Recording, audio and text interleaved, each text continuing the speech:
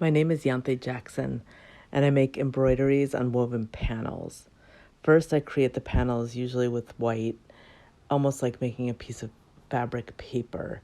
And then from there, I decide on my drawing and what I'm going to make onto the woven panel. And from there, I start to embroider the imagery on those white sheets and create its own embroidered weaving. I first became interested in making fiber arts when I was teaching kindergarten a long time ago. So when I first started teaching kindergarten, I would teach the kids how to do paper weaving, and they would get strips of different colors and they would weave them with just a basic over, under, over, under. You can see how they did. And then one year we took all the weavings and we made a giant dinner table with clay food on the top for our art show. And then from there, I started to get more interested in it, and I opened up a tapestry loom, and the kids would sit at the loom and weave together, and it was really fun for them and exciting.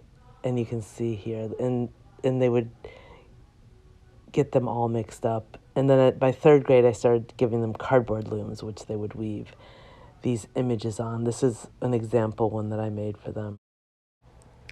So one day, I see this picture on Facebook from Vandana, and it says, "Does anyone want this loom?" So I replied, "I'll take it and I'll put it in my classroom." And we brought it over and set it up, and then it was this great thing in my classroom. And we had it all set up, and the kids would weave on it, and they would create shared weavings, kids of all different ages, and it was really awesome. And then I kind of started to get interested in weaving.